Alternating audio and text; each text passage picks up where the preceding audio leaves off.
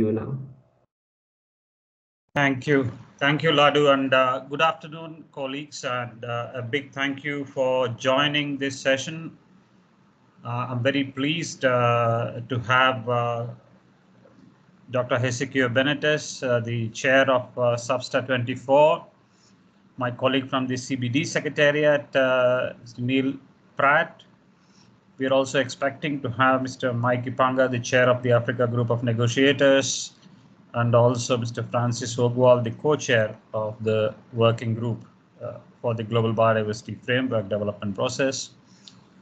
To join us, colleagues from African Union Commission, the National CBD Focal Points, stakeholders, members of the youth, women's groups, and also experts who are interested in the topic of the Global Biodiversity Framework.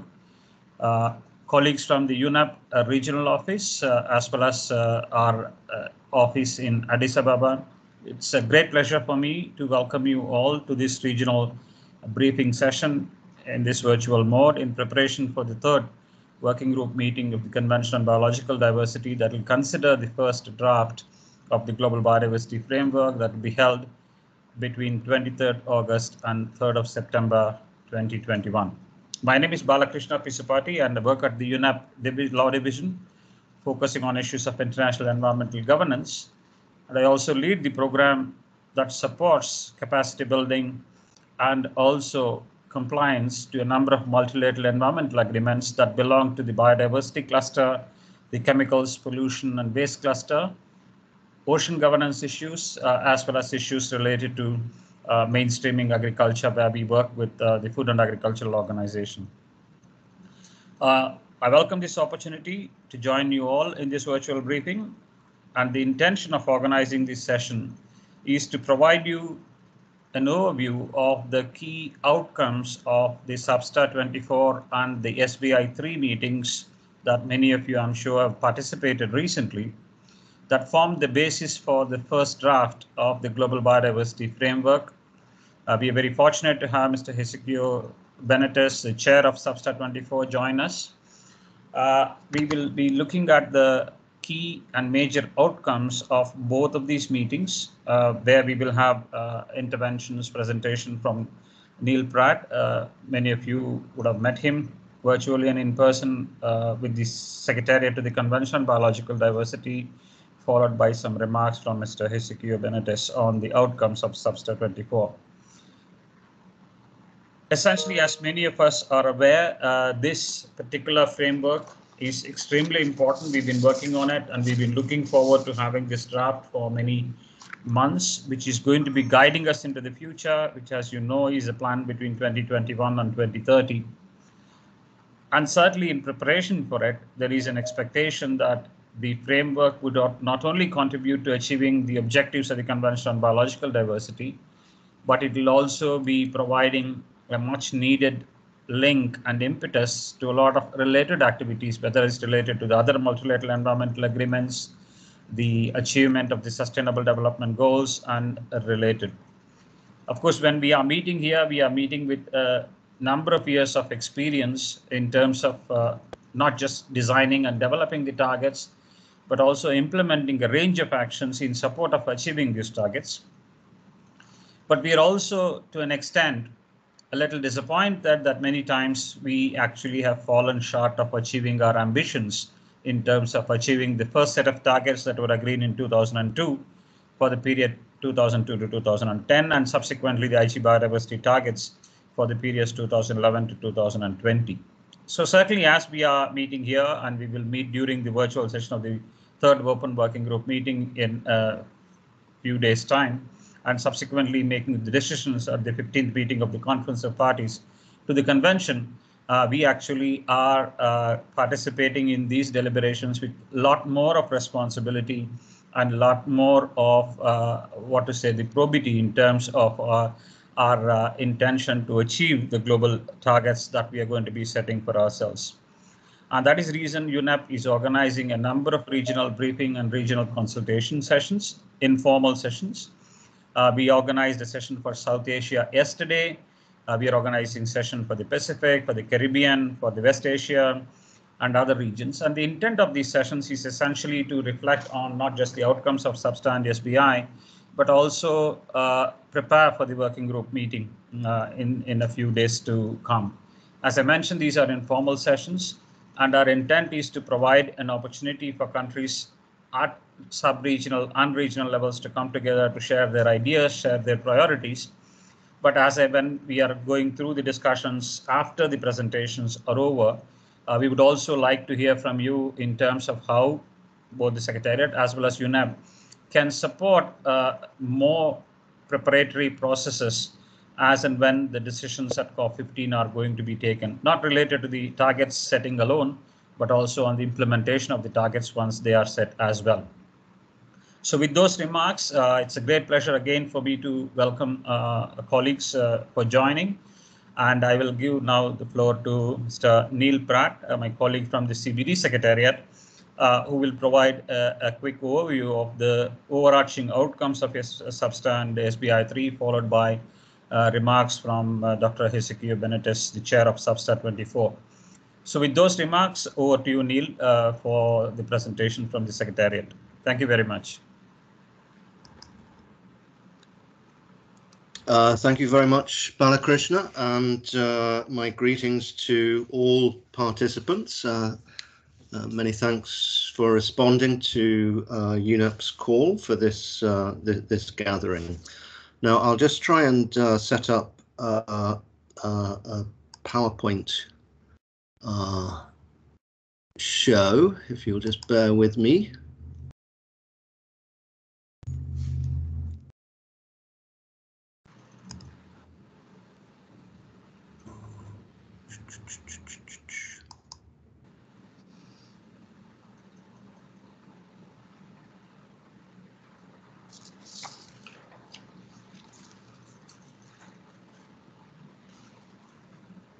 Yes, we can see the presentation, Neil. If you can make it into the presentation mode, that'll be fine, but we can see the PowerPoint.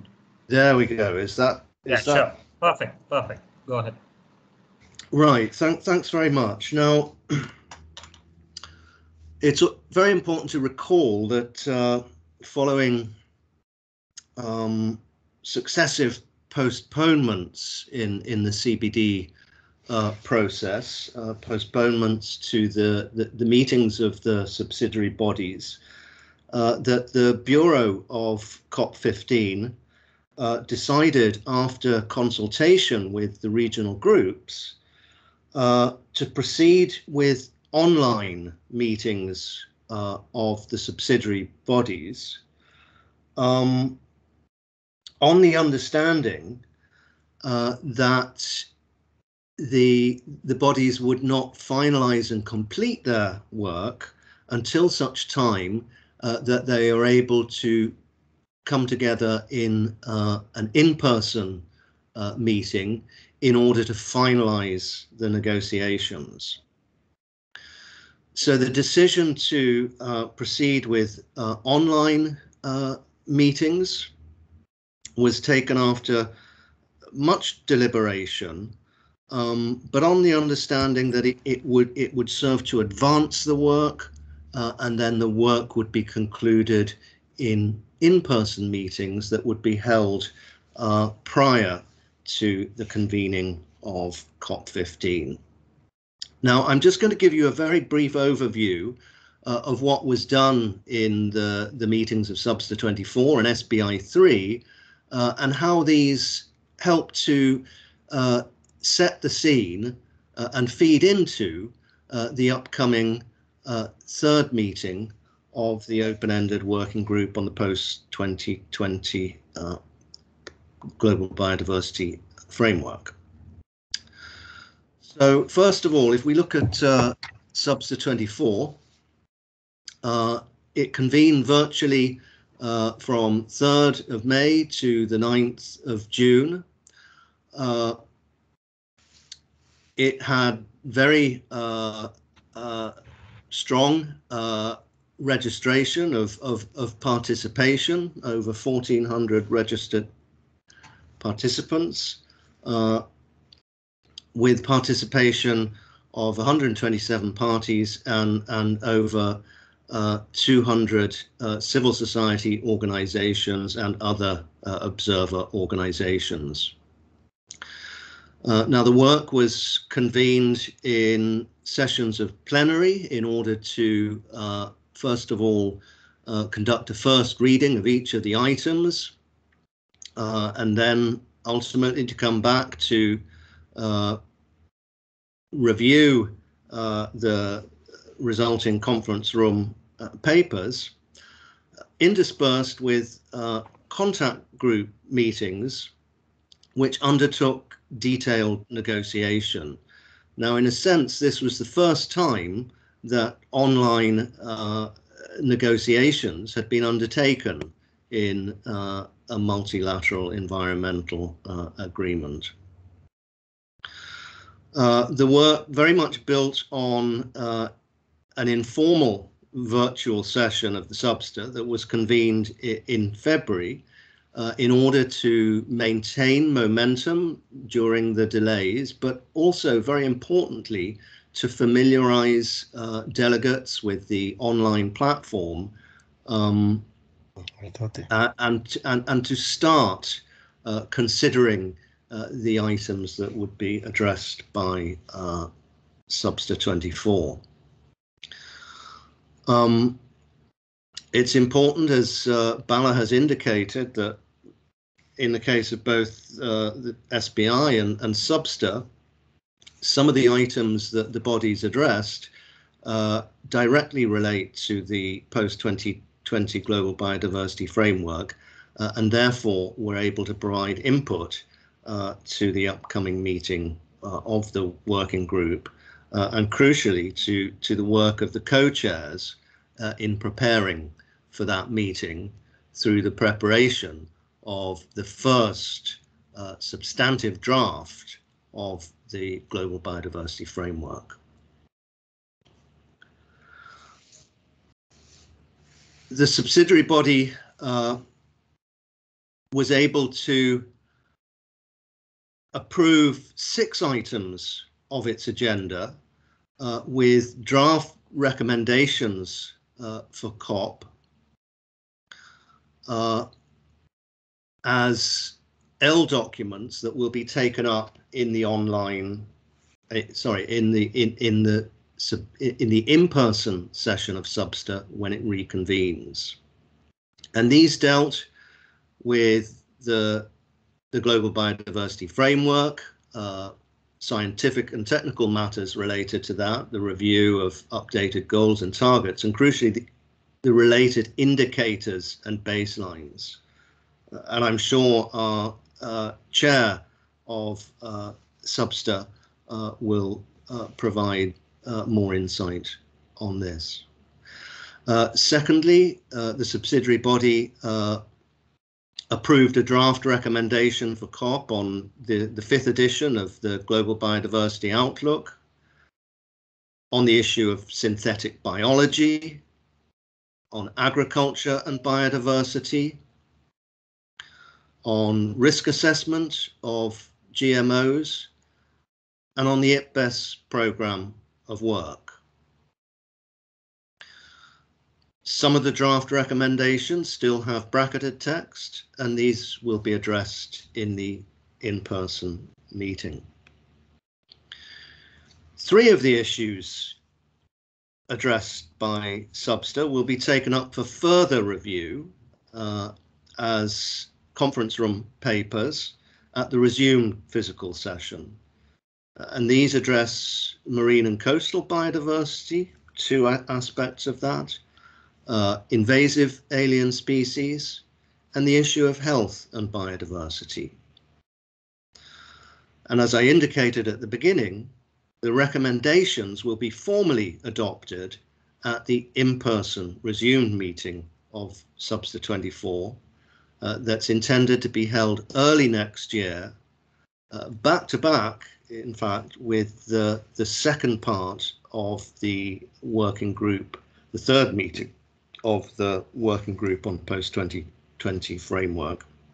And I'll say something a bit more about that later.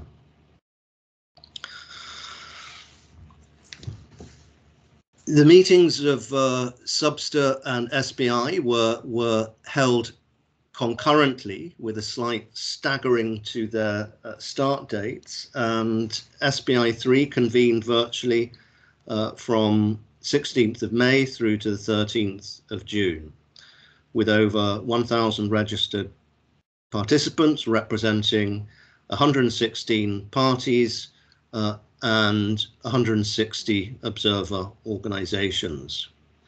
And like SBSTTA, it divided its work in sessions of plenary with simultaneous interpretation in all 6 UN languages. And this is the key difference between the plenary sessions and the contact group sessions. And contact group sessions for detailed textual negotiation. And like SBSTTA, it built on the informal virtual session of SBI that was held in March, as well as and this is the case for SBSTTA as well, a special virtual session of the 2 bodies that was held on Biodiversity, One Health and COVID-19, held in December 2020. And these informal virtual sessions that went before the formal meetings, as I said earlier, were convened to help advance the work and build familiarity with the platform. In terms of its outcomes, I think it's fair to say that the SBI had a more complex agenda, certainly a larger agenda, and many of the items were intimately related to the post-2020 framework or to support its eventual implementation. Draft recommendations for COP were prepared for all but one of the items in the form of conference room papers. But of these, only 4 of the draft recommendations were approved as L documents for final consideration at the resumed in-person session. Several of the draft recommendations included advice on key elements for the first draft of the post-2020 Global Biodiversity Framework, in particular related to implementation support mechanisms, enabling conditions, responsibility and transparency, and outreach and awareness. Again, several draft recommendations still have bracketed text, and in particular, all draft recommendations related to the post-2020 framework were bracketed in entirety at the request of parties who wish to retain the ability to consider the whole set as an integrated and related package. Again, as I've said, the recommendations will be formally adopted at the in-person resumed meeting of SBI-3, which is expected to take place early next year, back-to-back with SBSTTA and with the second part of the 3rd meeting of the working group on the post-2020 framework. And finally, I'd just add that delegates at SBI-3 also reviewed progress in implementation of the convention's protocols. There were a number of items on the agenda and outcomes of the working group on Article 8J and related provisions. Now, a very important aspect of each of the meetings, not the only aspect, but an important aspect. Bear in mind that the work of these subsidiary bodies was handed down by the Conference of the Parties at its 14th meeting, and they each contain very crucial and, shall we say, independent elements important to the convention and its protocols, but many of them are related to the post-2020 framework and feed in and contribute to the preparation of the first draft of the framework and the work that will be undertaken by the working group. Now, like the subsidiary bodies, the bureau, the COP bureau, considered things very thoroughly, and it was agreed that, like the subsidiary bodies, the working group could proceed to advance its work in an online setting on the understanding that the final elements of the work and the final recommendations of the working group would not be adopted until it could be convened in an in-person setting, recognizing the genuine difficulties that are associated with online participation and negotiation. So parties and stakeholders will discuss the first draft of the post-2020 framework that was published on the 12th of July and which incorporated a great deal of views that were discussed and expressed by the subsidiary bodies. The first draft was developed by the co-chairs of the working group, and I hope we shall hear from our distinguished co-chair shortly, with support from the Secretariat. And it built on the zero draft that was considered at the second meeting of the open-ended working group, and also on the updated zero draft that was prepared and published later in 2020, as well as the discussions held at the second meeting of the working group. It also, as I say, took into account the inputs from SBSTTA-24 and SBI-3 on aspects of the post-2020 framework, including over 2,000 individual suggestions received from parties and stakeholders during the meetings of SBSTTA and SBI-3. Now, this will be the, shall we say, the principal work of the working group to discuss the first draft of the framework. But in addition, and very importantly, the working group, as mandated by COP14, will also consider the issue of digital sequence information on genetic resources, for which a great deal of intersessional work has been conducted leading up to this. And you'll recall that the COP14 took the decision that the issue of digital sequence information would be an integral part or association with the post-2020 framework. And also importantly, as well as the framework itself, of course, COP15 will also adopt a decision that, shall we say, adopts the framework and provides guidance to parties, as well as invitations to other bodies on the implementation of the new framework.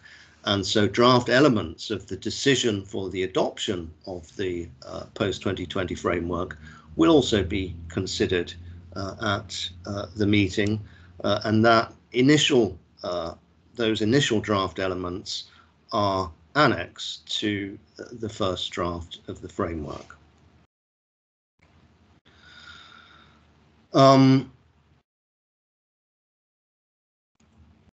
Now, the convening of online meetings and the use of the online platform and the modalities and the intricacies of effectively enabling online participation and negotiation is a work in progress. Recall that none of us had any experience of this prior to the pandemic, and collectively we have agreed to move into online modalities with caution, and it is important to build on experience of challenges that were encountered for many participants in earlier meetings. So with that in mind, it's very important that the third meeting of the working group is taking on board some of the key lessons from SBSTTA-24 and SBI-3.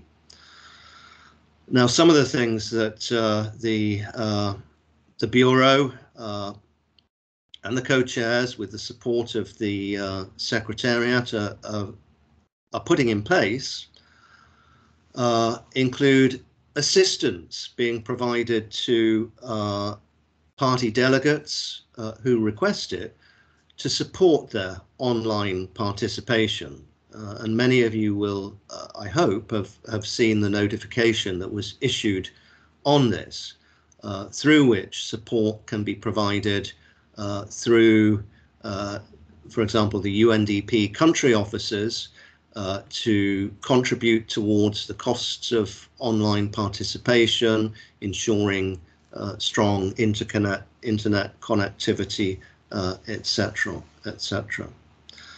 Also, we're paying close attention to careful timing and the modalities of the sessions, ensuring that on any one day there are no more than 2 sessions being convened, perhaps 2 sessions of contact group, and ensuring that at any one time there are no sessions taking place in parallel.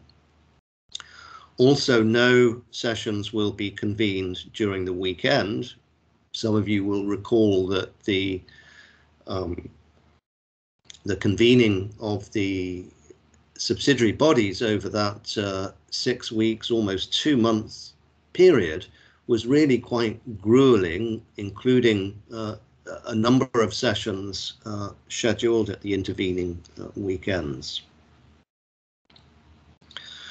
And as I've said, a fundamental aspect and consideration in agreeing to the formal online meeting is the understanding that there is a need for an in-person meeting to conclude the substantive agenda items and approve the outcome of a draft of the post-2020 Global Biodiversity Framework for consideration by COP. Now, you can find more details, of course, about the arrangements for the meeting on the meeting page of the working group. This is a hyperlink here, and we'll make available this presentation afterwards.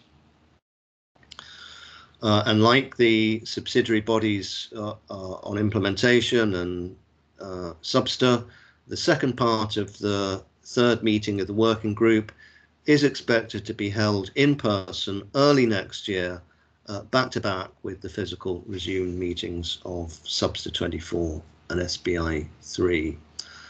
So in fact, here is the link to the meeting page, and just to update you that presently we have just over 800 participants pre-registered, representing 59 parties and 94 observer organizations so far, and therefore we do encourage you to register as soon as possible in order to demonstrate the intent of your countries to participate and contribute to these crucial negotiations.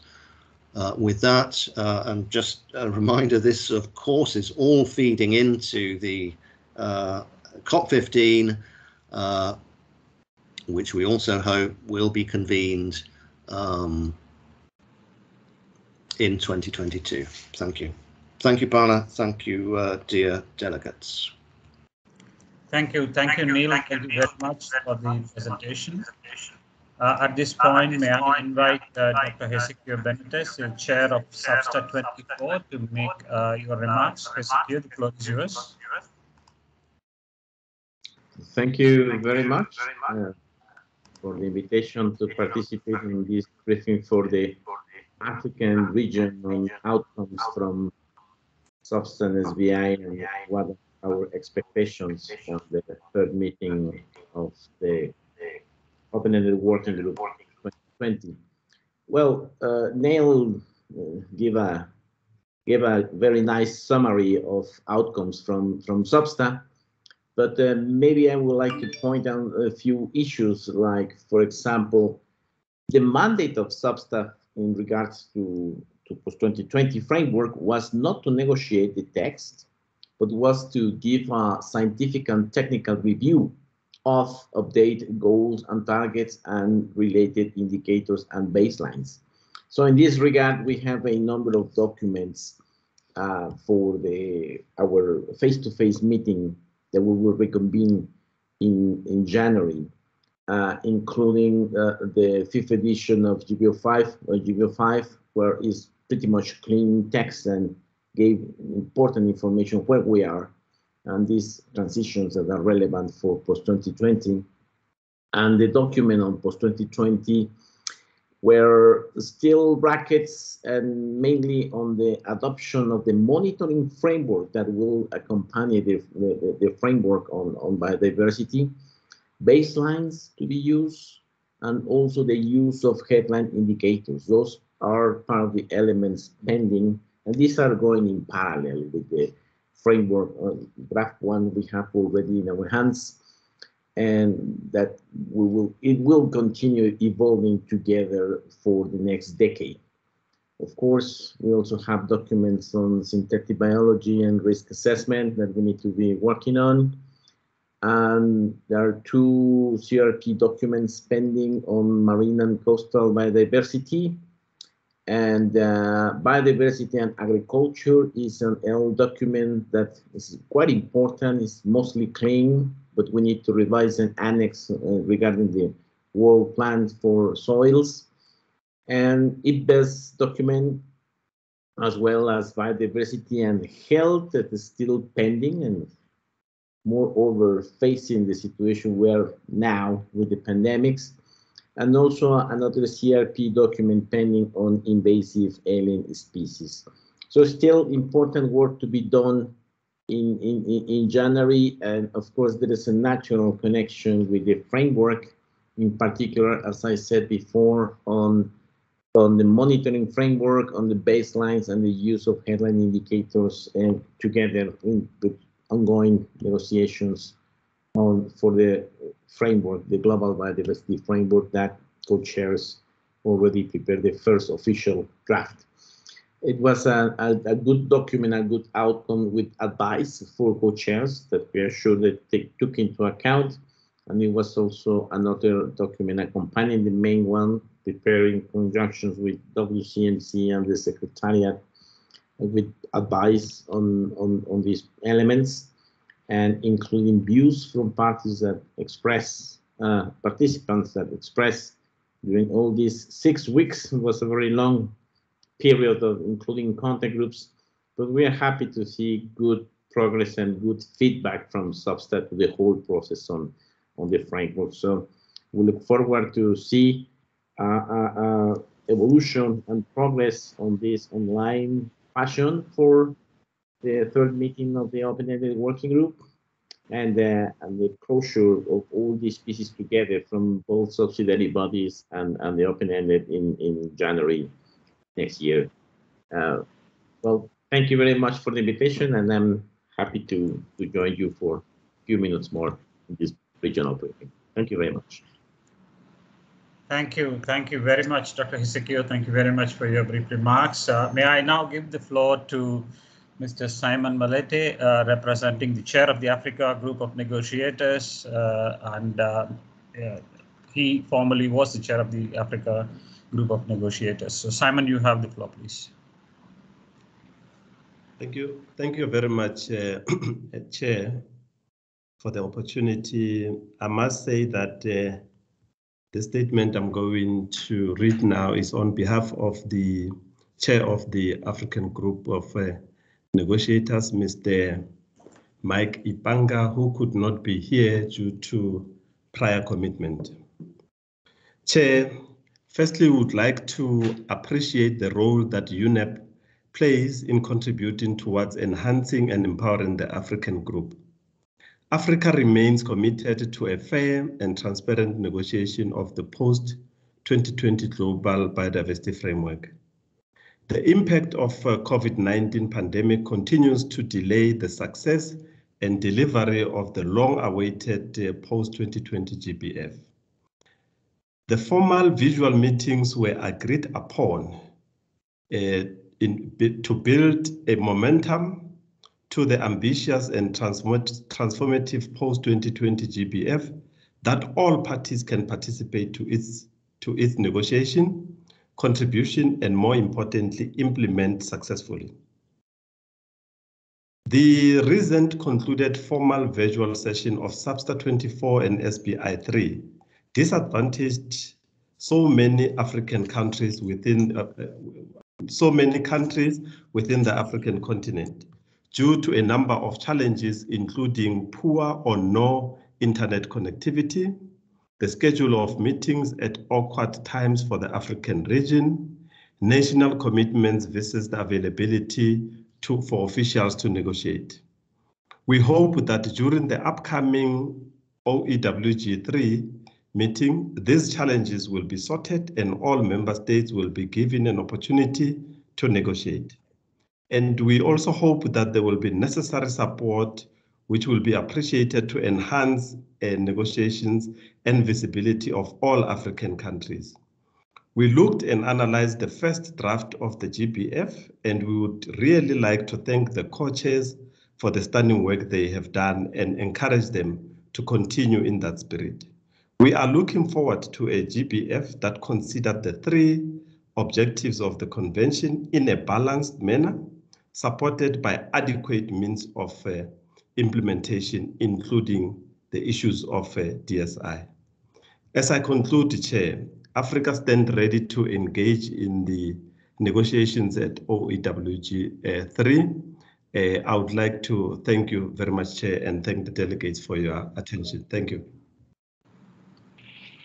Thank you very much, Mr. Simon Maletti, speaking on behalf of the chair of the Africa Group of Negotiators. So thank you very much, colleagues, friends. You heard some overview remarks, both in terms of the process as well as the expectations.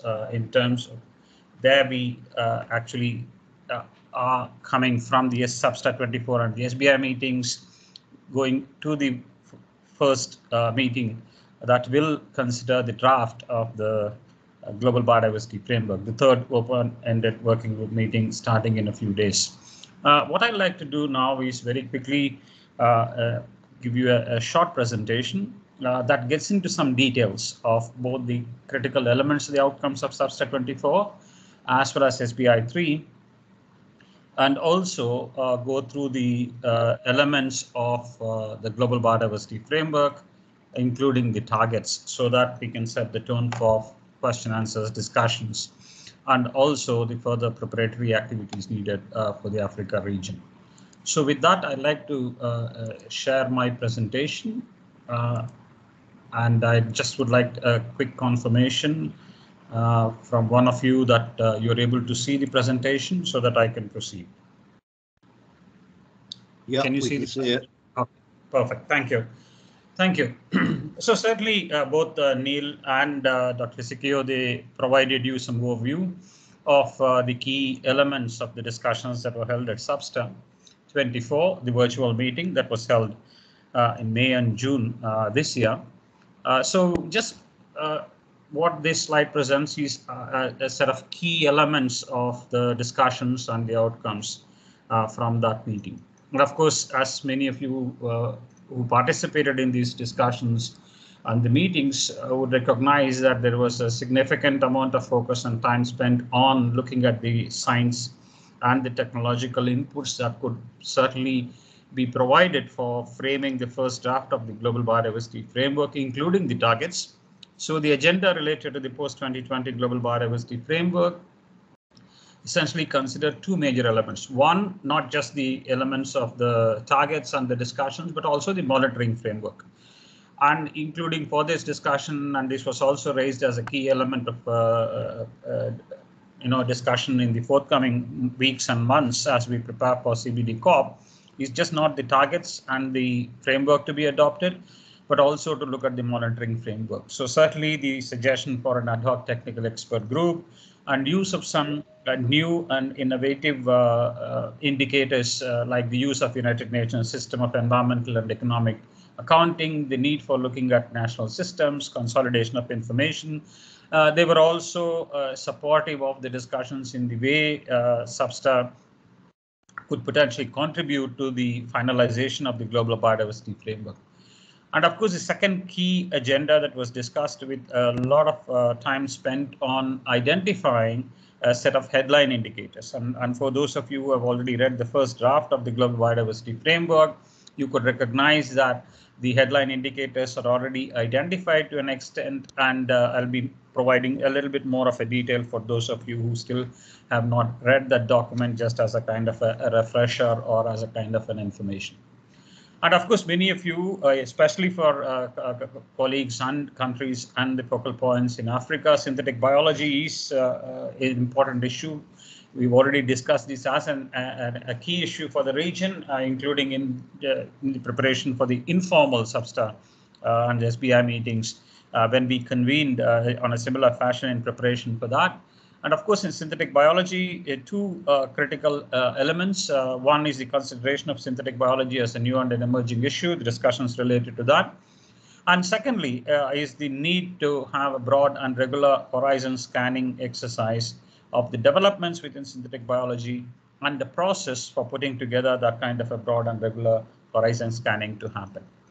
In terms of focus on risk assessment and management of living modified organisms, the discussions focused on establishment of an ad hoc technical expert group focusing on risk assessment, but also some discussions on a very specific issue related to LMOs, which is on the issue of engineered gene drives.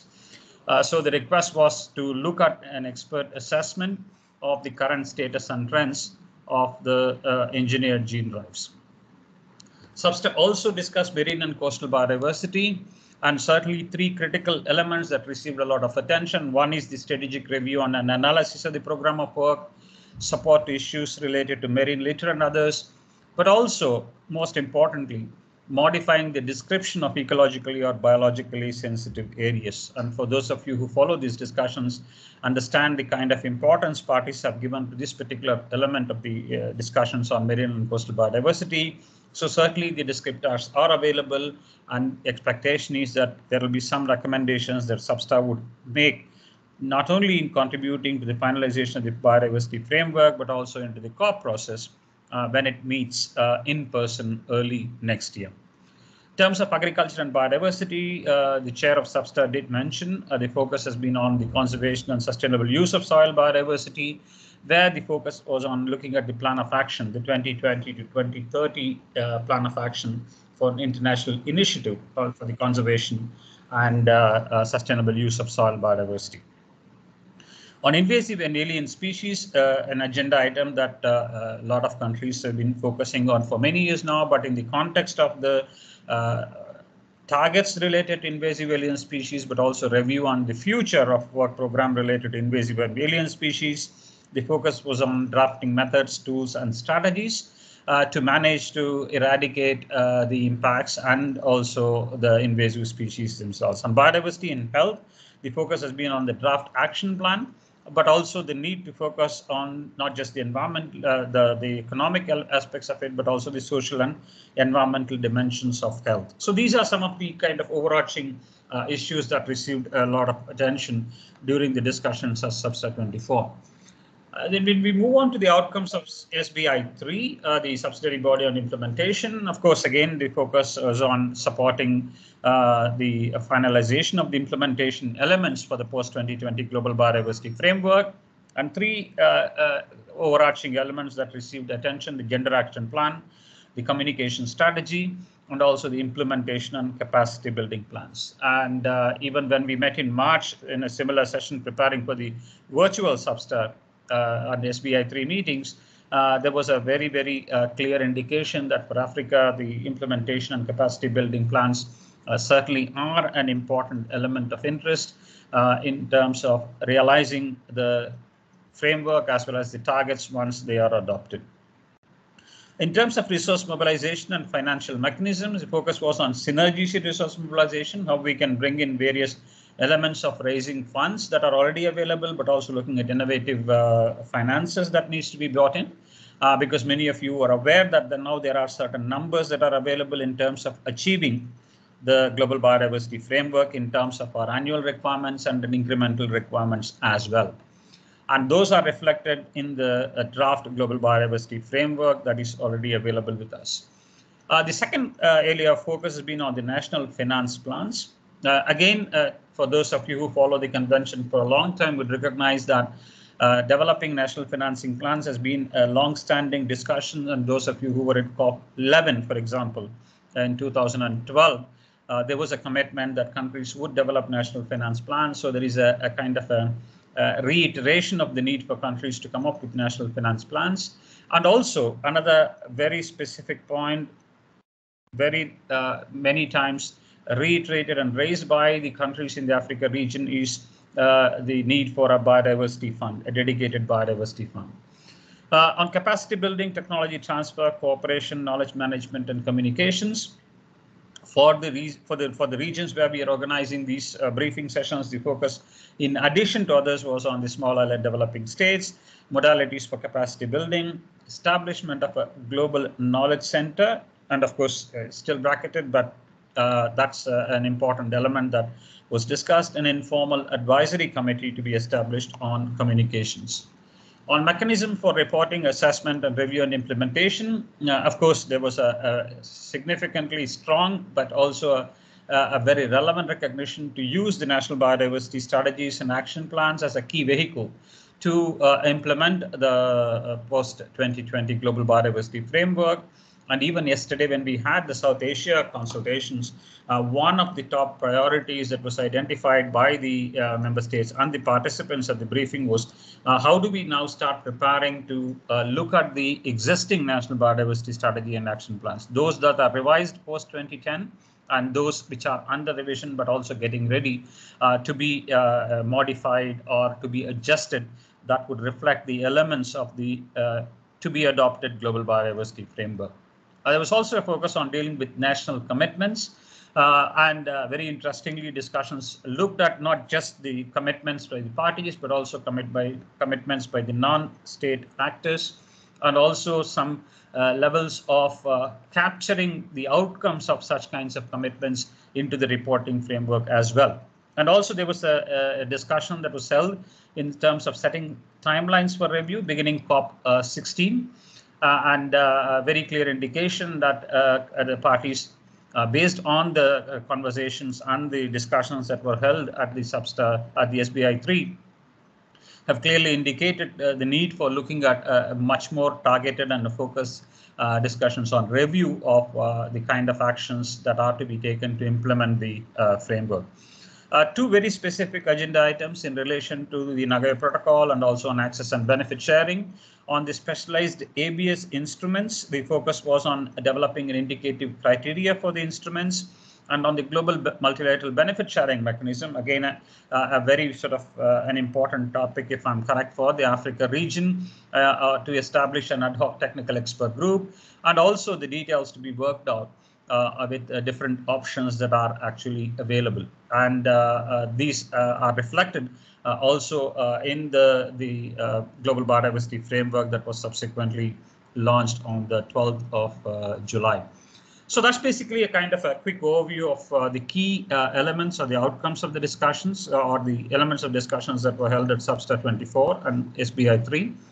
And what I'd like to do is very quickly take you through the Global Biodiversity Framework draft that is available with us, which will be the basis of the overall discussions we will have after this quick presentation. And of course, the draft framework starts with the theory of change. And I'm sure for those of you who follow this methodology of putting together a theory of change that outlines or that captures the overall principle of the framework in itself, understands that the framework assumes that transformative actions are needed so that we can put in place the tools and solutions for implementation and mainstreaming. We reduce the threats to biodiversity because of the actions that will be undertaken to implement the framework, and also most importantly to ensure that biodiversity is used sustainably to meet the people's needs, but are supported by a certain number of enabling conditions, adequate means of implementation that includes financial resources, capacities, and technology. And of course, this is the theory of change that is now a part of the draft Global Biodiversity Framework. And this is a graphical representation of how the framework actually was built using the mission, the vision, and also the key elements that formed the basis for drafting the 21 targets, and also the elements in terms of implementation of some of those targets. Again, for those of you who have read the draft framework would understand that we have 4 goals that are identified with a set of milestones that will support achieving these goals. Goal A focuses on the integrity of ecosystems. And the reason why some of those words are highlighted is to just get your attention on some very specific points for the discussion, where we are looking at least 15% increase in the area, connectivity, and integrity of natural ecosystems. We are also looking at 10-fold reduction in the rate of extinctions and the risk of species along different taxonomic groups and functional groups, and at least 90% of genetic diversity of all species are maintained, with at least for the wild and domesticated species. This particular goal is supported by 3 milestones that looks at connectivity and integrity, that also looks at the extinction risk of reduction by about 10%, and the genetic diversity of wild and domesticated species is safeguarded with a proportion of species that have at least 90% of their genetic diversity maintained. Goal B focuses more on the value of the species and ecosystems and biodiversity, where it calls for valuing, maintaining, and enhancing through conservation and sustainable use the global development agenda. So this is where the links to the sustainable development goals and others come into play an important role. And this goal is supported by 2 specific milestones. One that looks at accounting and informing all public and private decisions that could contribute to people's lives and livelihoods using biodiversity as a base. And secondly, it looks at the long-term sustainability of all categories of nature's contribution so that we can contribute to the relevant sustainable development goals or SDGs. Goal C looks at benefit sharing. The issues of fair and equitable sharing of benefits is an important part of this goal. But then certainly looking at both monetary and non-monetary benefit sharing, including for conservation and sustainable use of biodiversity. It's supported by 2 specific milestones. One, to share the monetary benefits received by the providers, including the holders of TK, and non-monetary benefits such as the participation of providers and the holders of traditional knowledge in research and development to be increased. So these 2 milestones are expected to contribute to Goal C. The 4th goal looks at the gap in terms of the finances and other means of implementation. And certainly the intent is that by 2050, the gap in terms of the required resources and available resources are closed and filled. Supported by 3 milestones. One that looks at adequate financial resources to implement the framework, that is valued at $700 billion per year by 2030. The second milestone that looks at adequate means, including capacity development and technical and scientific cooperation, technology transfer to implement the framework that are both available, but they're also deployed. And the third milestone is to look at adequate financial or other resources for the period 2030 to 2040. So it looks beyond the current timeline of this particular framework, looking between 2030 and 2040, so that such kinds of resources are either provided or committed by 2030. So in essentially what it calls for is a kind of a commitment that will go beyond 2030 as far as this particular goal is concerned. Again, a set of key elements that are in support of these objectives are a set of 21 targets that are provided for discussion. One is to ensure that all land and sea areas globally are integrated or under integrated biodiversity inclusive spatial planning. Target 2 looks at ensuring 20% of degraded freshwater marine terrestrial ecosystems are under restoration. But not just restoration, but they're also ensured with some connectivity among them and focusing on priority ecosystems. Target 3 looks at 30% of global land areas and sea areas that are very important for biodiversity and its contribution to people are managed, they are ecologically representative and are well-connected systems, including of protected areas and other effective area-based conservation measures. Target 4 looks at ensuring active management to enable the recovery of conservation of species and the genetic diversity of both wild and domesticated species, both through ex situ and in situ conservation. But more importantly, this target calls for avoiding or reducing the human-wildlife conflict as well. In terms, the target 5 looks at harvesting, trade and use of wild species is sustainable, legal and safe for human health. Certainly a target that is more relevant for our current conditions of the COVID pandemic and the related. Target 6 looks at managing pathways for introduction of invasive alien species, prevention and reducing the rate of introduction by at least 50%, control and eradication of invasive alien species to eliminate their impacts, focusing on priority species and priority sites. Target 7 is more focused on pollution, where it looks for reducing pollution that causes or that improves the human health, including by reduction of the nutrients lost to environment by at least half and pesticides by at least 2/3, as well as eliminating the discharge of plastic waste. Target 8 focuses on the issue of climate change, where it looks at minimizing the impact of climate change and biodiversity by contributing to mitigation and adaptation through ecosystem-based approaches, so that such approaches contribute at least 10 gigatons of carbon per year in terms of our global efforts to ensure that mitigation and adaptation will not have any negative impacts on biodiversity. Looking at target 9, it looks at ensuring benefits, including for nutrition, food security, medicines, and livelihoods for people, especially those who are vulnerable, through sustainable management of wild, terrestrial, freshwater, and marine species, and also protecting the customary sustainable use by indigenous people and local communities. Target 10 looks at agriculture, where it requires all areas under agriculture, aquaculture, and forestry are managed sustainably through appropriate measures that increases productivity, but that also improves the resilience of these production ecosystems. Target 11 looks at maintaining and enhancing nature's contribution so that we have quality, quantity of water, protection of hazardous and protection from hazardous and extreme events for all people. So this is something which is more related to some elements of the disaster risk reduction as well.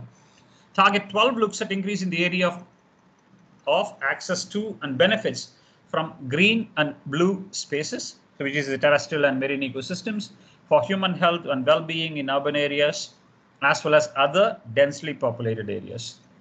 Target 13 looks at measurement of implementation of measures at global level, so that there is facilitated access to genetic resources to ensure fair and equitable benefit sharing arising from the use of these genetic resources and associated traditional knowledge are appropriately implemented with mutually agreed terms and prior informed consent. But how do we deal with all of these? Through a set of tools and solutions.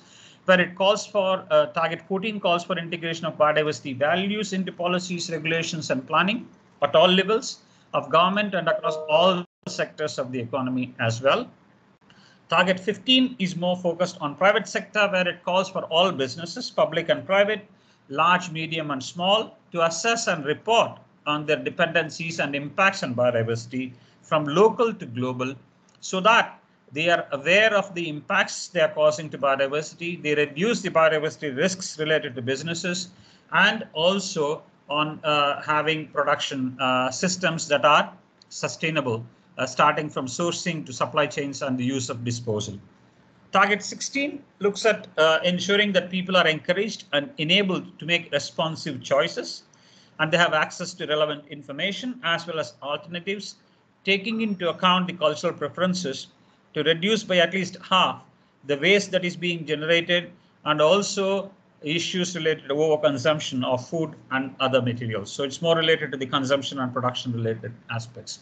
Target 17 looks at establishment, strengthening the capacity for and implementing measures to prevent, manage, and control potential adverse impacts of biotechnology and biodiversity, a target that directly speaks with the Cartagena Protocol on biosafety. Target 18 looks at incentives, where the target looks at redirecting, repurposing, reforming, and eliminating incentives that are harmful for biodiversity by at least $500 billion per year. A very specific number has been given in this target, so that we will be able to achieve $500 billion reduction in terms of some of those harmful incentives. Target 19 looks at increasing the finance flows from all sources to at least $200 billion per year, including new and additional finances and effective financial resources, by increasing at least 10 billion per year of international finance flows to developing countries, leveraging finance and increasing domestic mobilization.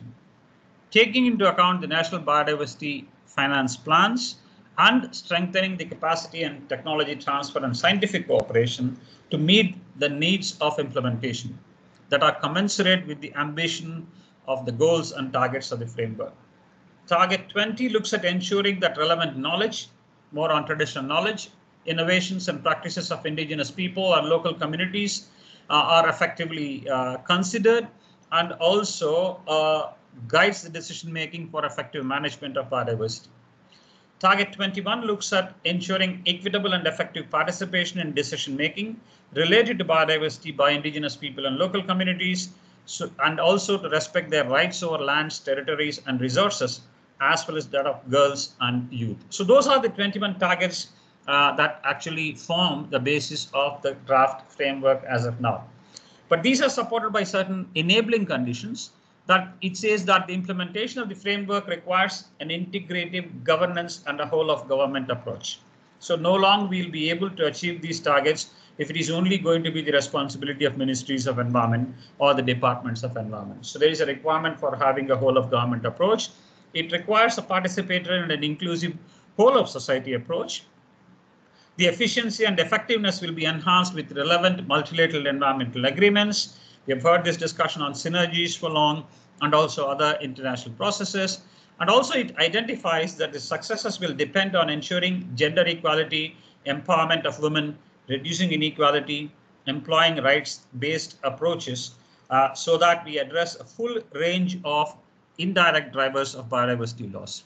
It also calls for some responsibility and transparency from the member states, where it looks at establishing national targets as a part of the national strategies and action plans. It also calls for reporting on national targets to enable the collation of national targets for global target assessments as needed, and their adjustment to meet the global action needs. Calls for enabling the evaluation of national and collective action against targets, and also the development of additional and complementary approaches that will be encouraged to allow other actors to contribute to the implementation of the framework, and also report on the commitments and actions. Outreach and awareness in support of it looks at increasing understanding, awareness, and appreciations on the value of biodiversity, and also raising the awareness of all actors of the existence of these goals, and also promoting or developing platforms of partnerships, including with media, civil society, and others, so that we can share information on success, lessons learned, experiences that we have gained. And it also calls for some specific focus for a decision at COP, a very important element of the draft, that it requires or it suggests an enhanced multidimensional approach to planning, monitoring, reporting, and review. The updated plan of action on subnational governments, cities, and local authorities for biodiversity, strategy for resource mobilization, a long-term strategic framework of capacity building and development of nationally determined priorities, a very, very important point for parties to consider, a gender action plan, and also a communication strategy. But then the discussions or the elements of the framework also provide some ideas for the headline indicators as it was discussed at the SBI as well. And it is a mixed bag in terms of the indicator framework. Of the 4 goals, for 2 goals, the indicators are still to be developed. For goal A, of the 4 indicators suggested, 2 are under use and 2 are near ready. For goal B, it is near ready, but the focus of the indicator is on valuation related methodology that has been cited. And in terms of the targets, target 1, we still need to develop the indicators. Target 2 is near ready, but the focus of the indicator is on forest restoration. Target 3 is existing, that is related to protected areas, but the target also identifies some elements related to mountains. Target 4, we have 1 of the 2 that is already existing and in use, and 1 is under development. The focus of the target is looking at the human-wildlife conflict and focuses on plants. Target 5, again, we have 1 of the 2 which is in use, but that particular target focuses on fish and fisheries. Target 6 is near ready, looks at monitoring of invasive species. Target 7, existing. Target 8, which is on climate change, the focus is on using the IPCC outcomes, it's near ready.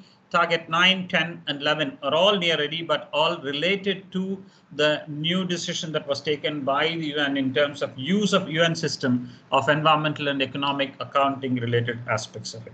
Target 12 looks at existing indicators that can be used, but the focus of the indicator is on the average share of the built up area for green and blue spaces for public use.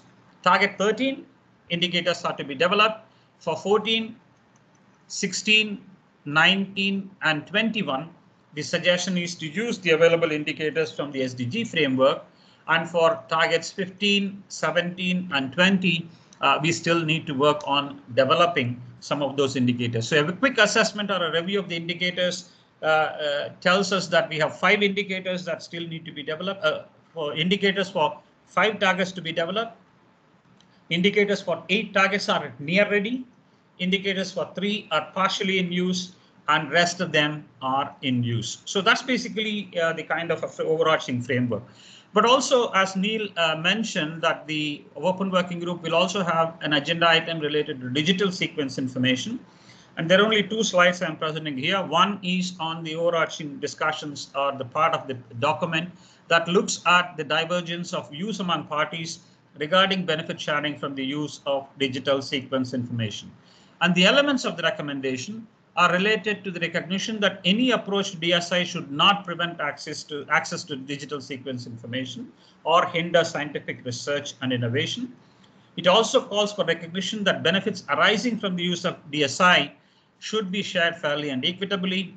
There is a consideration of the possible modalities of benefit sharing and an acknowledgement that capacity building is relevant and necessary for addressing DSI. And the policy options that are on the table for discussion, there are 5 policy options. Option 0 is status quo, do nothing, just do what we are doing now. Option 1, DSI is fully integrated with the Convention on the Nagoya Protocol. Option 2 looks at standard material transfer agreements, where there are 2 options or sub-options. 1, a very specific country-to-country based material transfer agreement or a license, where there is some level of standardized system for all countries to use.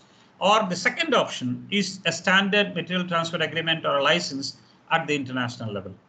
Option 3 looks at no prior informed consent, no mutually agreed terms, but then it looks for 2 sub-options. 1, payment for access to information, and 2, other payments on contributions. Option 4 looks at enhanced technical and scientific cooperation, and option 5, no benefit sharing from DSI. So those are the kind of 5 overarching options with 2 sub-options for option 2 and option 3 that will be considered for discussion at the forthcoming meeting. And of course, Neil did go through details of it in terms of the plans for the August meeting, the 23rd August to 3rd of September meeting. But we're also expecting to have the Open Working Group 3.2 in person, where discussions will happen to finalize and formalize the recommendations for COP15. So I'll stop there with that presentation, and then the floor is now open for comments, questions, and interaction. And certainly towards the end of the meeting, we would certainly look towards you in terms of identification of any next steps you would like to suggest, or any ideas for UNEP to consider for continuing some of these activities into the future. So I'll stop there, and then the floor is open for questions and comments now. Thank you very much. Yeah, thank you, Bala, for the good presentation to give us the overview of the whole project or briefing. Now, participant, the floor is open for questions. You can raise your hand and you'll be given the floor. And before that, we already have 2 questions that were already posted, one by Pierre, and there was a response to Pierre. The pending question now in the floor, maybe Bala can respond, is to what extent will the open-end working group look at monitoring and indicators framework? By Alex, maybe Bala, you can respond. Sure, certainly, but also Neil and others can come in. Certainly, the discussions will also be focusing on some of it. As I've indicated, the framework comes as a package, not just the target discussion, but also the implementation framework. So the expectation is that there will be some focused discussion on the implementation framework as well. Thank you.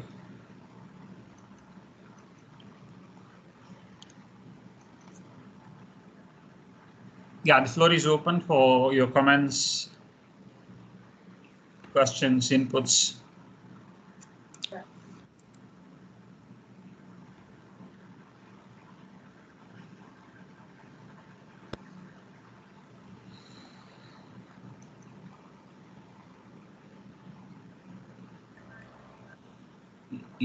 Yes, Alex. Yeah, Alex, yes, please go ahead. Hi, thank you very much. Another question around mainstreaming. I know that there's increased focus on mainstreaming in the new framework, and an acknowledgement of how central it will be with a whole of government, whole of society approach. I didn't see a lot in this presentation around mainstreaming, and I wasn't a friend of the chair group around the long-term strategic approach to mainstreaming. So just wondering to what degree mainstreaming will be kind of systemically tackled in the open-ended working group. Do you have any idea? Sure, but of course colleagues can come in. It's not that I have all the answers. Certainly, yes, mainstreaming is an important element of discussion, and as you can identify, it has been a point of discussion almost in every COP. So the current targets, if you look at the language of the targets, there is a significant focus on mainstreaming, and certainly even the enabling conditions that are identified in support of achieving these targets, the focus certainly will be on mainstreaming. What I presented actually is the content of the draft Global Biodiversity Framework in a kind of a bullet form. So if you read the targets as well as the enabling conditions required to achieving those targets, so certainly the focus is there on mainstreaming. Mainstreaming not just across some related ministries or some related departments of environment, and that is why you see that language as across all the whole of government approach and the whole of society approach. Others can also comment, please.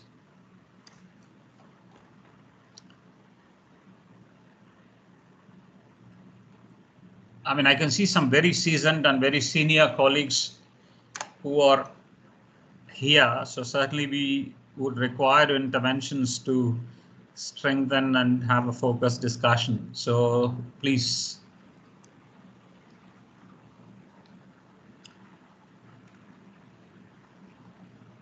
Pierre, Malta.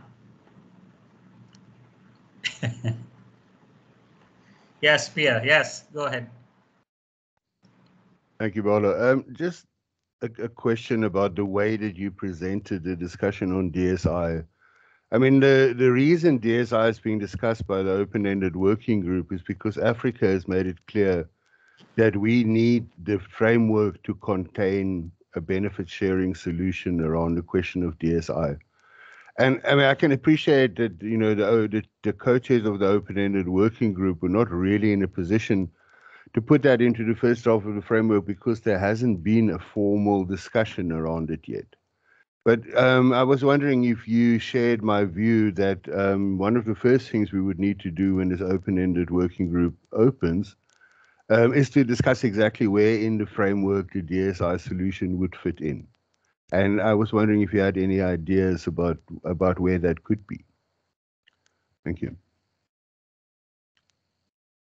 Thank you, Pierre. And certainly we'll have colleagues to also substantiate what I'm saying, but certainly you're right, because for somebody who is reading the framework or the agenda for the working group, the first question that comes to someone's mind is that, okay, the working group focuses on the post-2020 framework, but why is this very specific issue of DSI being a part of that discussion? I mean, it's not that it's either important or not important, but it seems to be one element that is being discussed, considering all the other issues that are also important and relevant for the working group. So I certainly, you know, see your point in terms of where we started discussing some of these issues. And for those of us who follow the convention and the discussions within the conventions, we know that the issues of synthetic biology, the issue of DSI are certainly key and critical issues where we certainly there is an expectation to find some solutions. So to that extent, the focus, you're right, Pia, in terms of the elements or the way the document has been prepared and being presented is to ensure that the framework considers some of these issues as not just incidental, but also mainstream into the discussions of the post-2020 framework. Thank you. Malta? Thank you very much, Bala. It's a very substantive. Hello. Thank you very much. Can you hear me? I can. Please, Malta, go ahead. Thank you so much, Bala, for the presentation. Maybe you or Neil can assist, because we are hearing that there will be a visual session starting on the 23rd to the 3rd of September of the open-ended working group 3. But we are planning to have a face-to-face beginning of next year. Is there an indication of what to expect in the forthcoming meeting of the 23rd to the 3rd of September? Is there any specific issues that we want to address as the outcomes of this third meeting? Are there any indications of areas we may not be allowed to go into because we are waiting for the face-to-face?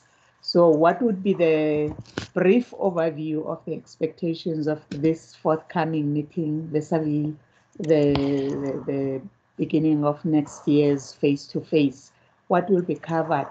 Yes, there is an annotated agenda, but basically, what are there any areas where we will be told, no, you can't talk about the structure, or you can't talk in detail about headline indicators, or you can't talk in detail about the targets? You will have to do that during the face-to-face. It's a little bit confusing. We don't know what to expect now and what to expect in the face-to-face. That's one area. And then the second one, same question goes for the COP, because we know that there will be an opening of the COP in China in October, where only procedural matters will be discussed, and then the substantive issues will be discussed next year when we have a face-to-face COP. Even there, when we try to explain to the foreign affairs colleagues, there are details we don't have. Maybe the Secretariat or you, Bala, can provide an indication what to expect in this third meeting and what to expect in the face-to-face, and what to expect in the opening of the COP now in October, and what to expect in the normal COP next year. Thank you so much. Thank you, Malta. I'm sure Neil is eminently placed to respond to both those queries. Neil, over to you. Thank you, Balakrishna. Thank you, Malta. Malta, I think that's a very important question, and I will respond as best I can. It is a shame that we are not joined in this meeting by Francis. But my understanding is that the first part of this meeting, the online meeting of the working group, is expected to substantively advance the discussion and the negotiation. In that regard, I would expect that parties will be expressing their views, including with potential textual amendments on the first draft of the framework when the agenda item is opened in its first reading. As you will have seen, like the subsidiary bodies, the work is intended to be organized both through sessions conducted in plenary, but also, importantly, sessions in contact group. Now, it will be a challenge, but I think the expectation is that in the contact groups, parties would be discussing views and potential amendments to elements of the framework as expressed in the draft, in the first draft, with a view to advancing this collective discussion and sharing of opinion as far as possible, on the understanding that, of course, further discussion and finalization will not be possible until the meeting reconvenes in person. In that regard, I'm not aware that specific issues would be off the table, as Pierre noted, and I think he's correct in his assessment that hitherto the issue of DSI hasn't been addressed in the first draft, because it hasn't yet been discussed. Now, certainly one of the tasks of the working group will be to consider where in the framework and how the benefit sharing necessary and related to DSI would be reflected. So that might be one question as to whether that consideration would logically be conducted substantively in this online session, or given the fact that there is going to be substantive negotiation of DSI at the third meeting of the online session, then I would imagine that next step of considering how it is reflected in the framework itself might be one of those issues that could not be properly addressed until the meeting convenes in person. And perhaps the final point I would say is that, yes, the meeting is being held over 2 weeks, but when you study the organization of work, I think it is apparent the limited time that is available to, to really get stuck into this work.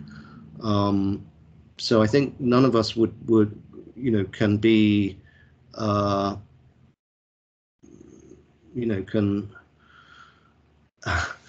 foresee precisely the end point, but it is going to be challenging, and I think a great deal is going to remain necessary to be addressed in the physical meeting.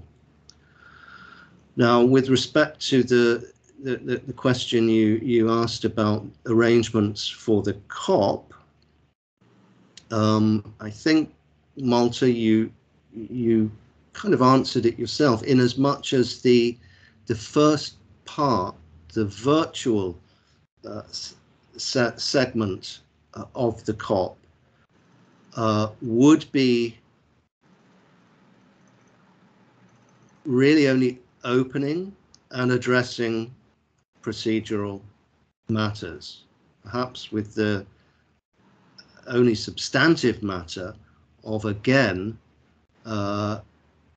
considering and hopefully adopting an interim budget for 2022.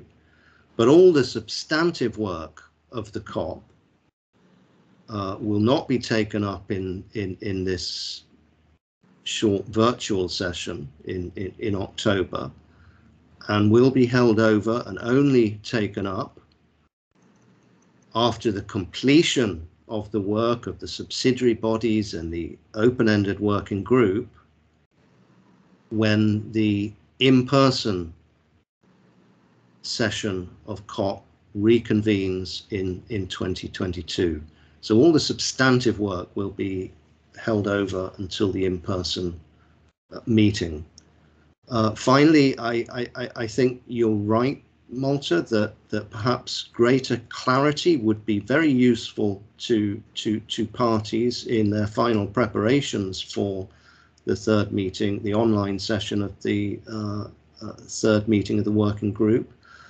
And in that regard, perhaps a short message to that effect to the co-chairs, perhaps from yourself, would be helpful, and at which point perhaps that additional guidance can be issued. I will convey this question to the executive secretary and co-chairs, and they can perhaps consider whether there is some clarity that could be issued without receiving your question. But I do encourage you to follow up directly with the co-chairs. But in summary, we do expect that the parties and observers will be expressing substantive view on the content of the draft framework, including proposals for amendments and textual change, and that these will be considered in the contact group sessions, who will report back their work to plenary. Thank you. Thank you, Neil. It's quite substantive comment. Thank you for your input. So that clarifies the answers to the question from Malta, I'm sure. Malta, but are there any more questions, comments, inputs? I'm sure there should be a lot more, because Africa is one of the most active regions in support of the processes and the details as well. Any comments on the framework, the targets, the enabling conditions, the indicators work?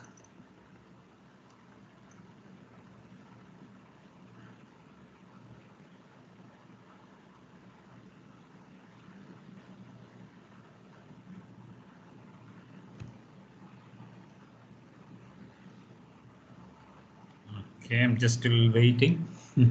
Yes, Pia. Yeah, thank you, Bola. I mean, just to respond to your provocation, Africa being active group. Actually, we are still in the process of developing African positions on the actual framework. So I think it's probably a little bit unfair to expect us at this stage to go into great detail. But I must say that overall, and now I'm speaking really in my personal capacity, my impression of it is that there's still no implementation logic in this framework. You know, for all that there's a theory of change presented, it's actually not a theory of change, it's like a summary of the framework. There's no real overarching message that can be easily communicated to the whole of society and the whole of government about what we're trying to achieve by 2030 and by 2050. And we really have a lot of work left on crafting something that will actually not only be easy to communicate, but will inspire effective action from all sectors of society.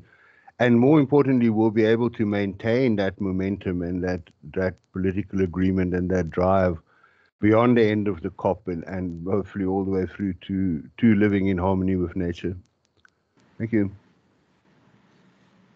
Sure. No, I sort of hear you. I mean, I'm sure that you are actively preparing for the forthcoming meeting, certainly, but some of these comments definitely will be overarching in terms of not just communicating that, you know, one sentence or two sentence high level, you know, what to say, the synopsis of what this framework is all about, essentially for non-experts and people who are not a part of the process, for them to understand some of these issues much more quickly and much more tangibly to respond as well. I see Mr. Roy Mugera having his hand.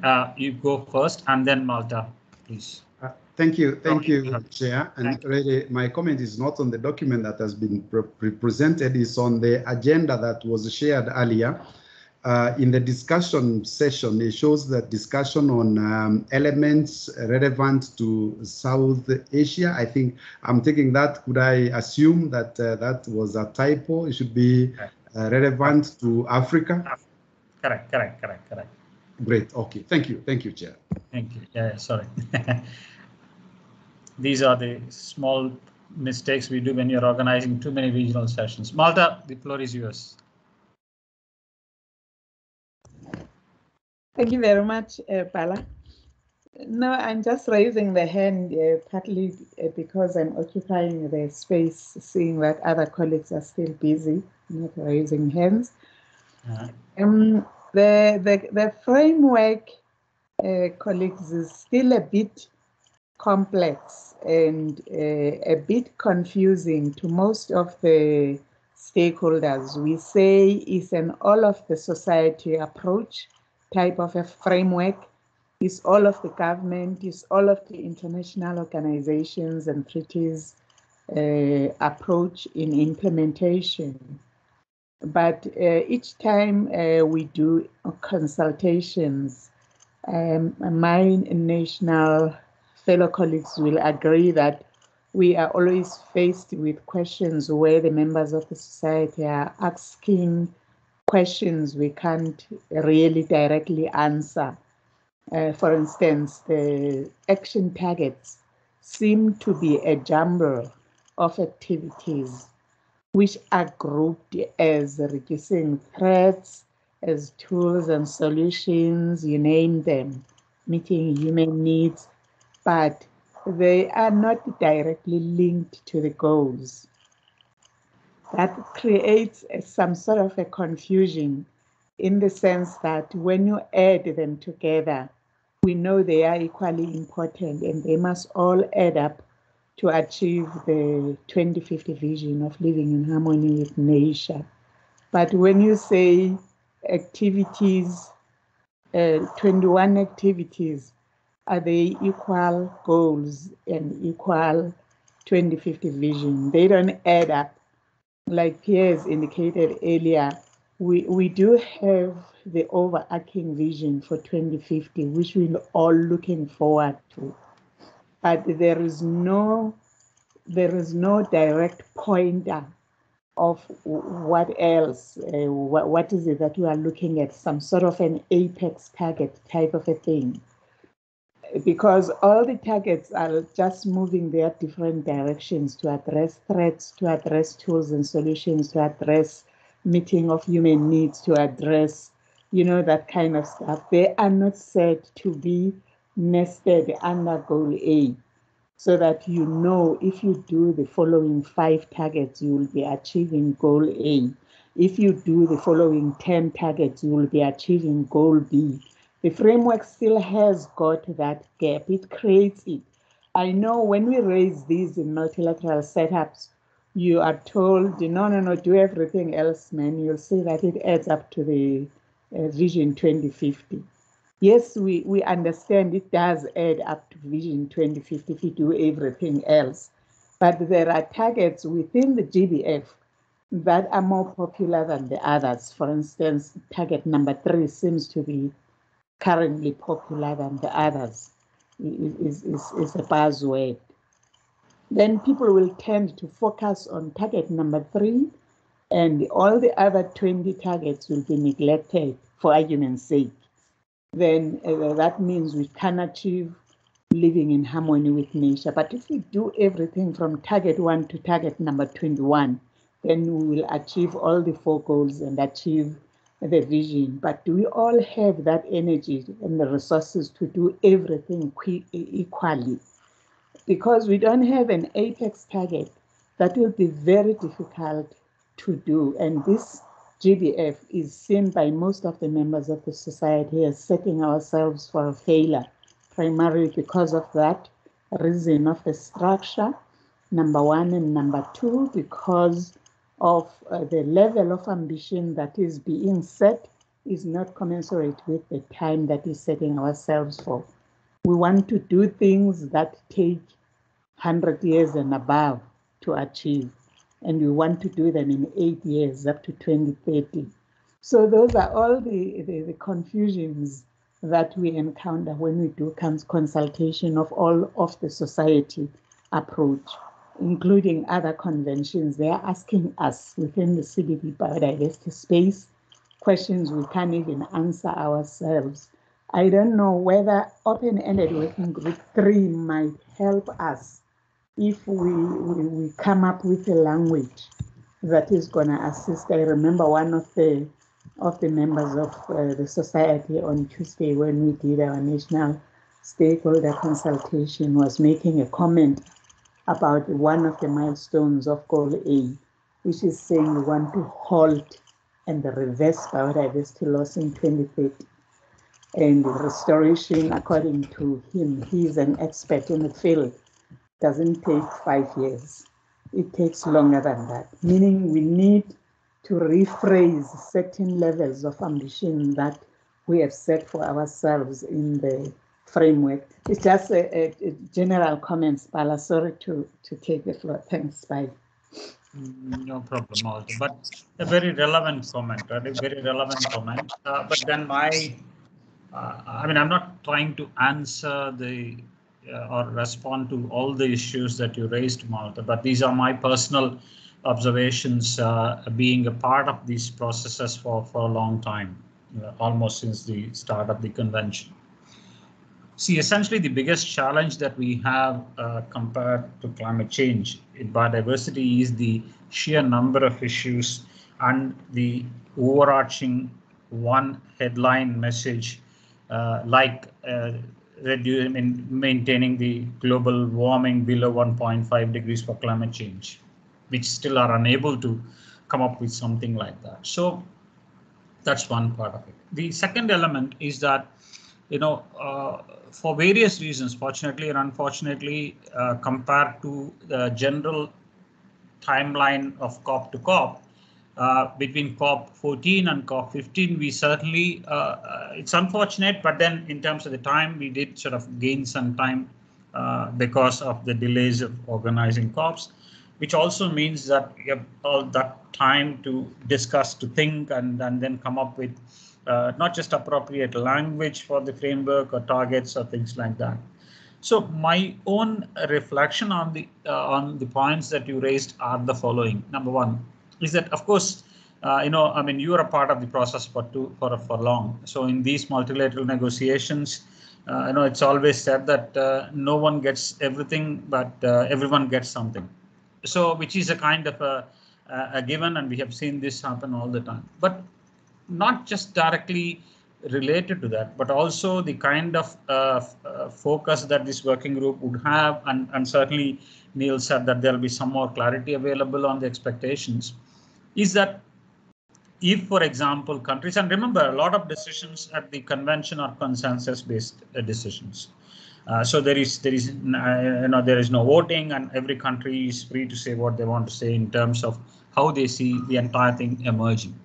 So the way I would look at it is that in as much as we have certain challenges, which are either country specific, regional specific, or sometimes even global in terms of the way we are drafting the elements of the framework and also the targets, I think it is very important, and that responsibility to an extent also lies with all of us to provide some very specific in writing inputs to some of these issues. I mean, I know the language in parts of it may be confusing. The language may be a little unclear. The language may not be easy to be communicated. The language may not add up, as you mentioned, to the 2030 agenda or for the 2050 vision that we have. But certainly, given the timelines we have, and essentially, as it was very clearly pointed out, there will be no decision that will be made on the targets or the framework now. It's only the kind of general, discussions, inputs that are sought from the focal point, from the countries and from other stakeholder groups. We will have an in-person session, and remember that will then go to the COP for a final adoption kind of a thing. So certainly, I'm not saying we have a significant amount of time, but there is time for us to fix if we feel that there are certain issues that needs to be fixed. But having said that, that responsibility has to be also taken by all of us to the extent that once COP decides on the language, on the targets, on the framework, on the implementation mechanism, remember, the responsibility for realizing all of it completely rests with the national governments. Because decisions are global, but the translation to implementation and realizing those targets are going to be national. So that is where I think, I would certainly look for guidance, not only from you with so much of experience in this process, but for also a lot of other colleagues on this, is that what is that, nationally or regionally that you would like to do? Of course, the Africa Group of Negotiators, I'm sure, is on top of this particular job in terms of preparing some ideas, preparing some inputs, and also identifying regional priorities and all that. But certainly it is also important that we, when I say we, the Africa region also connects with other regions, other like-minded countries and groups from other regions, so that there is that level of coalition that can be fostered, that can be built in terms of identifying some commonalities, identifying what the differences are and sorting them out as quickly as possible, because the more time the time we lose now, between now and the formal session that will adopt the framework, it's going to be more difficult. So to sum up 2 points, one, what is that as people interested in ensuring that the framework succeeds and delivers on its mandates, what is that we can do, either in language, content, focus, whatever. And secondly, how we can also foster linkages with like-minded colleagues in countries and regions, so that that level of communication happens not during the session, whether virtual or in person, but also it happens much earlier as well. So that's my personal reflection, in terms of my own participation or being a part of this process for long. So certainly I welcome any reactions to that. So to say that the responsibility also, not also, but the responsibility now lies with the member states and the stakeholders now. Now that the draft is available, it's up to us to amend it, to change it, to modify it, and to make it work. Thank you.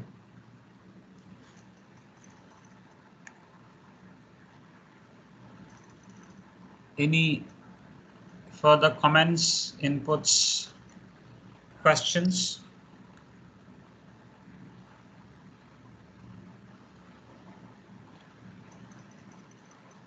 Okay, just to sort of provoke some further discussion, we have about 5 minutes to close.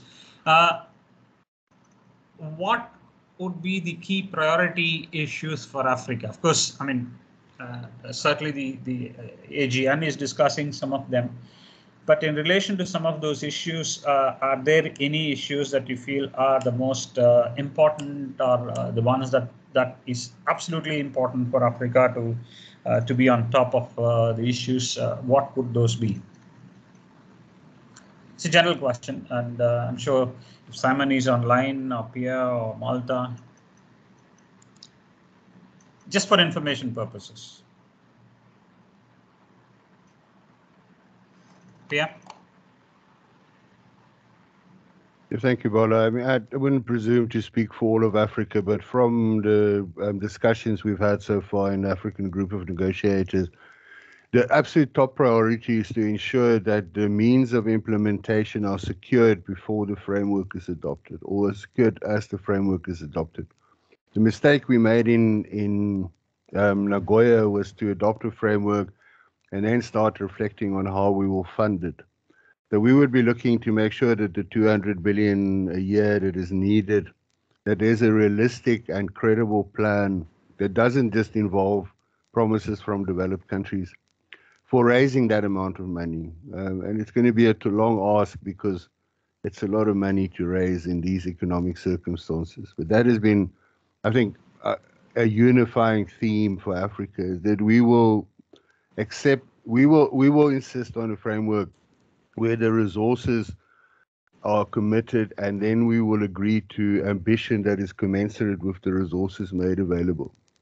And that is also why for us it's a red line. The DSI should be in there, and the DSI should make a benefit sharing from DSI should make a very substantial contribution to resource mobilization. And I think apart from that, it's also very important for African countries to have recognition of the fact that you know, we have substantial development pressures and priorities. A young population is predicted to double by 2050. And for us to set aside 30% of our land areas for conservation so that some rich European can drive through them in a Jeep and take photographs, it's probably not a sustainable development way of doing things. Right? So we're resistant to this focus on conservation only. And we think there needs to be far more of a focus on sustainable use and on restoration and on enrichment of biodiversity as a way of creating good biodiversity positive livelihoods for all these young Africans who will need good jobs and good sustainable jobs that don't destroy biodiversity. I would say that those are three of our main priorities. I mean, obviously we have positions on other things as well. But we need money, we need means of implementation, and that would of course include capacity development and DSI in both. And we need a plan. We need a credible theory of change. How do we move from eroding biodiversity day by day to increasing it so that there actually, there is an increase in biodiversity? Thank you. Thank you, Pia. I mean, sort of very, very pertinent. So certainly the priorities of the region and the countries within the region would be the focus. But just as a kind of a follow-up question, if I may ask, again, in my personal capacity, the points that you mentioned are brilliant. The youth, the need for looking at means of implementation clarified, and certainly, yes, I mean, we did learn some lessons from 2010 when we adopted the Aichi targets, the focus on DSI, the focus on sustainable use and restoration to receive equal attention as conservation are all important. But my quick question, may be a little provocative to ask, but still I'll ask, is that is there anything that would stop us from providing an appropriate language that reflects these kinds of priorities as and when we sit for the discussions of the open working group? And again, this being an informal meeting, I can be open and free to ask or make these interventions or comments. Yeah, no, I mean, absolutely. And of course, we will do our best to come with language that reflects our priorities and to ensure that in the end our priorities are incorporated in the framework. It is difficult to coordinate 54 countries that have two or three, actually three languages. And it's virtually impossible with connectivity and issues in Africa to do it effectively online. Yeah. So please forgive us that we haven't been maybe as creative as we could have been with textual contributions, but it's a very hard thing to do. And, that's also why we really, of course, we're prepared to work in good faith and make as much progress as possible with these virtual meetings. But they do not substitute, they do not constitute an adequate basis for fair agreement in terms of participation and equity and everyone having a chance to make contributions. So we're really looking forward to more face-to-face exchanges when they're possible again. Well noted. Well noted, and certainly, yes, it's a very, very valid point. Any further comments, questions, inputs? And maybe if I may, no, I just want to ensure that I'm not missing. Yes, Kakuyo, is it Bob?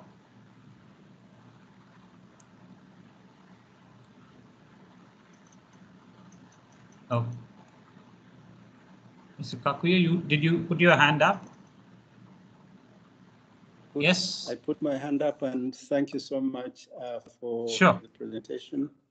Without repeating what Pierre said about the question that you posed, what are the key priorities for Africa? I think Pierre has indeed summarized that. But what I wanted to do was to actually turn the question around and ask you yourself and your colleagues in UNEP whether or not in your briefing to the other regions, whether you see anything that is emerging as key issues that we should be aware of in Africa, and whether or not so that we can then start to prepare adequately, and whether or not you as UNEP will be able to summarize commonalities from the regions that you are briefing, things that we need to be aware of, so that then as Africa we take these on board as we prepare for our participation in the third meeting of the open-ended working group. Thank you, Bala. Oh, brilliant, brilliant question. Of course, the purpose or the reason why we actually are engaging with different regions is just not for UNEP to understand what the regional priorities are, but we're also trying to make use of this as an opportunity, which from certain regions we have heard that they do not have an opportunity to come together as a region. Because as you know, given the current styles of working and a lot of things happening virtually, there are some small consultations that happen at the national level, or they are only participating at the global level. So there is very little opportunity for them to come together either at a region or a sub-regional level. And that is why we are now expanded from three regions to about 6 or 7 regions for this particular briefing now. In terms of the priorities, our intent is certainly to come up with a short, not just more than 1 or 2 pages of a note once we complete these conversations by the 19th of August, where we will have our last regional briefing for the Caribbean region. And we will certainly share with all the participants, and that's why we asked for your email IDs so that we can certainly share. But I'll also share with colleagues who are connected with all of you as well. But let me mention, based on the conversations we had yesterday and also the previous conversations, to an extent, the interests of the regions are to a large extent similar, even though certain regions have some specific agenda items that they are very particular to see some focus on. Spot on in terms of implementation, because that sort of is an important priority for a lot of countries in several regions. We're waiting for the other regional consultations to be over, but we certainly know that that's definitely going to be an important area discussion. And then within that, financing is definitely on top of the agenda, essentially because of the numbers that are currently provided in the draft text. And if somebody is going to be doing a quick assessment of how much of finances were raised to implement the Aichi biodiversity targets for the 10-year period 2011 to 2020, and compare it with the numbers we are expecting to raise by agreeing on a target that is looking at the numbers that are with us, certainly we will sort of see the gap as something which is significant. So the comment, for example, we heard at the region, one of the regional consultations is that it's okay to put some numbers, but then the moment you are going to be putting some high numbers, and then 5 years, 7 years, 10 years down the line, when we are doing an assessment of implementation, the one risk that we may run is again to go back to people and say that, sorry, we have agreed that target, but we did not meet that target. So, of course, it is a challenge where there is a kind of a calculation that was done on the money required, and then say that that is the amount of money required. But on the other hand, at the national level, at the local level, and also at the regional level, countries do have experience for the last 17, 18 years on how much of money they're able to raise to support implementation of the targets. So resource mobilization is certainly an important element, but it's not amount of resources, but also the predictability of funding and also the timing of funding. And of course, there was a discussion, for example, from one of the countries in South Asia. They said it's not so much about amount of money available, but it is also how much of money is used. In one of the countries, they said that when they did a small country, but then when they did a back of the envelope calculations, they realized that currently it's about $250 million is available for biodiversity. But then nobody looked at that kind of a number when they were only looking for money available for target 1 of Aichi or target 11 of Aichi kind of a thing. So resource mobilization is certainly an important issue. Capacity building, technology transfer, knowledge management, because as and when we are moving in terms of reporting, in terms of commitments, in terms of reflections of more stakeholder participating in implementation and also providing inputs for the reports and things like that, that is going to be a very, very critical element for countries. Not just reporting, but also the process that will prepare for countries to do the reporting, given the kind of targets and also the headline indicators that are there. And lastly, and importantly, another element related to that is the indicators that we are going to be setting for ourselves. And of course, countries are free to use the indicators. Countries have the flexibility to come up with targets that align themselves with the global targets. But certainly the biggest challenge countries would have, which is based on my own conversation on some of those indicators suggested, like the SDG related indicators, even though, for example, UNEP is responsible for the environment related indicators for SDGs when it comes to preparing the voluntary national reviews and others, we very, very aware of the fact that the data and the information available to deal with some of those indicators that are still a bit of a challenge. And secondly, when you're looking at SDG indicators as a benchmark, as a headline indicator for use to use, remember, for many countries, these indicators are available not with ministries of environment, but they are available with Ministry of Statistics, or the statistics officers are responsible for compiling the information that could reflect the elements of the indicators. So certainly, countries are discussing about the relevance, not just the relevance of the indicators, but once the indicators are adopted and are put to use, whether what kind of challenges, capacity needs countries would have in terms of using some of those elements. So those are some of the kinds of priorities that we're hearing. But certainly before the 23rd, we are expecting to come up with a 1 or 2 page short report that will reflect on the issues and priorities that are identified across different regions. Thank you. Any further comments? Okay, I do not see any as of now. Ladu, can you confirm if I'm missing anyone on my screen? No hand as of now. All right. Okay. Okay. So if that be the case, any final words from you, Neil?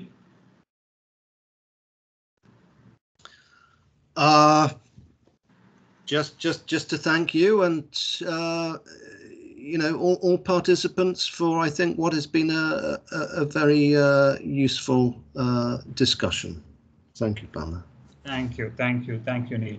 And certainly one last comment from my side is that certainly You have contacts. I will be more than happy to provide the contacts. So if there is anything that UNEP could do to further support, strengthen, and work with all of you in terms of your preparations, but also the adoption and subsequent implementation of the framework, we'll be more than happy to do it. But as you can understand, that we can only respond if there is a request. So if there is anything we can do, we'll be more than happy to engage with you, communicate with you, and keep in touch with you. And certainly, let me first thank all the participants for your time and interest to be a part of the discussion. And if for any reason you feel that it may be useful to have some thematic discussions on some key issues like this that can bring the region together, we'll be more than happy to support and facilitate that kind of a discussion as well. So that's basically some of my closing remarks.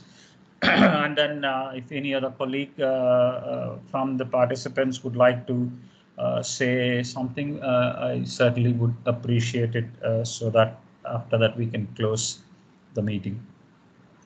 Pierre, Malta, been very active on this session. So any closing comments from your side?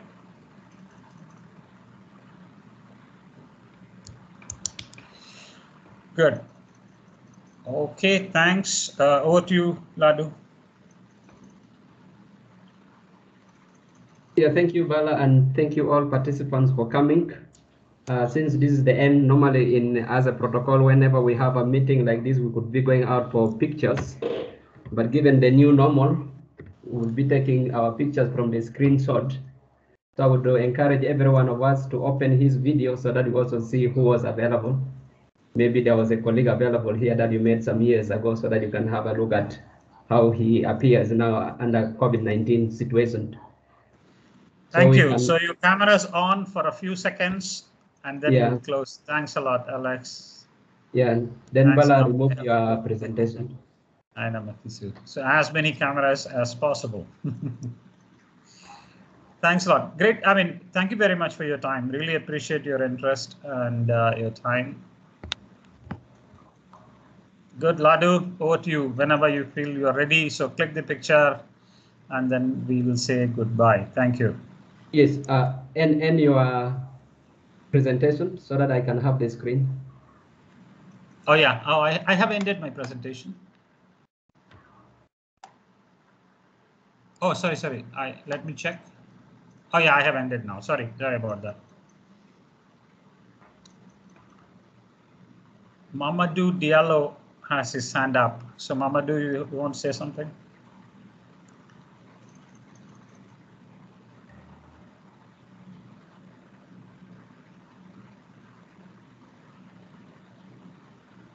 Yeah, Ladu, we are ready.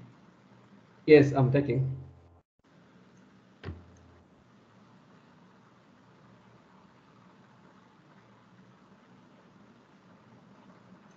Done? I'm taking several of them. Hold on. Thank you. But as you are taking, I see the hand of Mamadou Diallo. Want to say something? Any comments, question? Yes, Ms. Mamadou. You're muted, actually. That's okay. That's okay. That's okay. It's a meeting. Thank you. Thank you. Done.